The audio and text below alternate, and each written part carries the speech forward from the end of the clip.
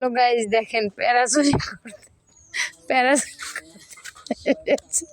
প্যারাচুরি করতে যাইতেছে। দেখেন গাইস আপনারা সাক্ষী, ওই দেখেন কিভাবে কি যায় প্যারাচুরি করতে। এই জায়গায় কি করবে? পুকুর মাছ কাটার, মাছ রাখার জন্য না এমনি মাটি কাটছে? এমনি মাটি কাটছে? মাটি কেটে গেছি কোন জায়গায়?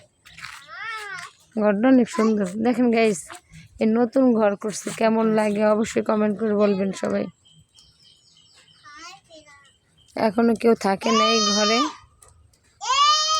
এই দেখেন যাইতেছে কিভাবে প্যারাচুরি করতে।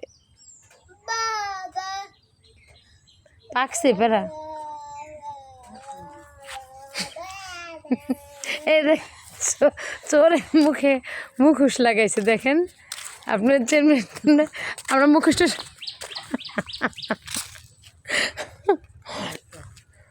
যা নিয়ে পাকছে না। দেখছেন গাই, যা পাকছে নিয়ে।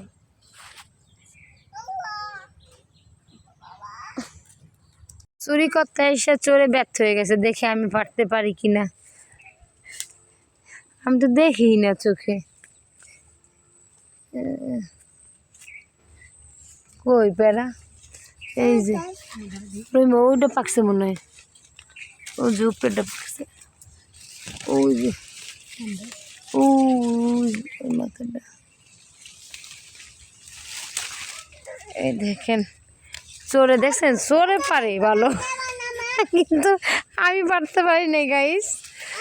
দেখছেন চোরে কিভাবে পারে, ওরা টেকনিক বুদ্ধি আচারদের কিভাবে পারতে হয়। দেখছেন আমরা লুট করতেছি, বাড়িতে কিন্তু কেউ নাই গাইস, এ বাড়িতে কেউ থাকে না, কিন্তু আমরা লুট করে খাচ্ছি প্যারাগুলা।